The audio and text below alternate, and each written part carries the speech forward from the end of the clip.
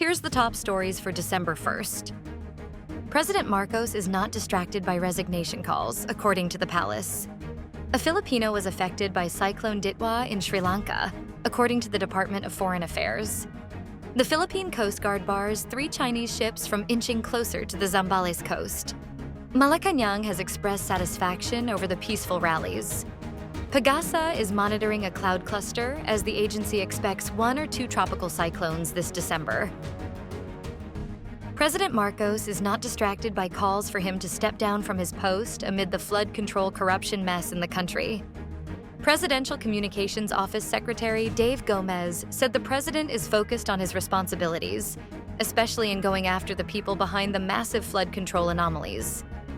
At the same time, Gomez said the palace acknowledged the growing public frustration over the flood control scandal and the surge of protests across the country, but noted that the government remains committed to addressing the issue thoroughly and responsibly. Although those calls, those complaints from the public, we feel them, we hear them. We know they are angry, we know they are growing impatient, Gomez said. But this is what I can say. We hear you. We feel you, and we will not disappoint you. The president will not disappoint you, he further said.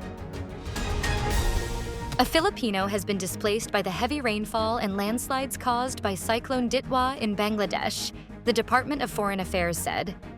The affected Filipino has received medical attention and has been assisted by the Honorary Consulate General, according to DFA.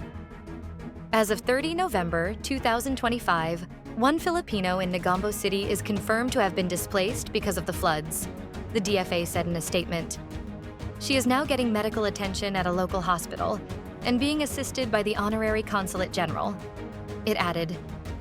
The department further said that through the Philippine Embassy in Bangladesh and the Honorary Consulate General in Sri Lanka, they are closely monitoring the situation of Filipinos in light of the heavy rainfall and landslides due to Cyclone Ditwah.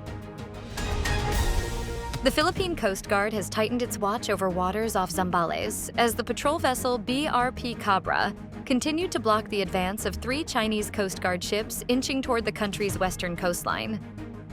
PCG spokesperson for West Philippine Sea, Commodore J. Terriella, said the BRP Cabra has maintained a protective buffer zone estimated at 85 to 100 nautical miles between a CCG vessel with bow number 21562 and the outer edge of the country's exclusive economic zone on Sunday, November 30th.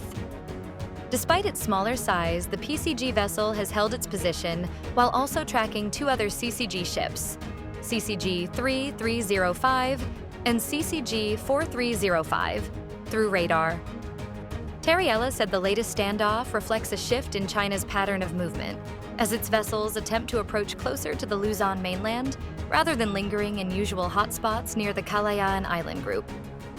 The PCG stressed that the presence of the Chinese ships inside the country's maritime zones remains unauthorized and violates the Philippine Maritime Zones Act, United Nations Convention on the Law of the Sea, and the 2016 arbitral ruling.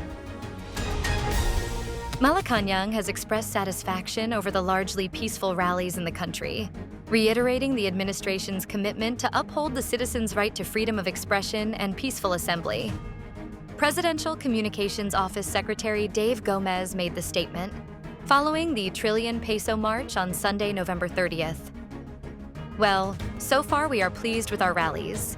Our other spokespersons have already said that the administration believes in freedom of expression and that we protect our citizens' right to peaceably assemble. And we're satisfied that so far the rallies we are seeing have been peaceful, Gomez said in an interview over One News on Sunday. Gomez said President Marcos was at the palace, monitoring the situation of protest actions were held in Luneta and Menjola in Manila, and at the People's Monument on EDSA, calling for accountability over anomalies in flood control projects. During the rallies, the press secretary said, authorities were taking precautions to keep rallies safe, citing that security personnel checked attendees wearing face coverings not to restrict expression, but to prevent disruptions from people aiming to cause chaos, as happened in past demonstrations. The Philippine atmospheric, Geophysical and Astronomical Services Administration on Monday, December 1st, said it is monitoring a cloud cluster east of the Philippine area of responsibility that may develop into a low-pressure area in the coming days, as the agency expects 1 or 2 tropical cyclones to form or enter PAR this December.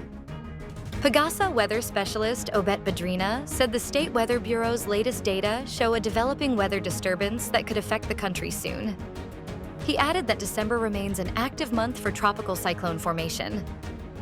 Especially this month of December, we expect 1 or 2 cyclones that may form or enter PAR, he said. Badrina also reported that tropical storm Verbena, internationally known as Koto, remains far from the Philippine landmass and is not affecting the country. Stay updated with the latest news.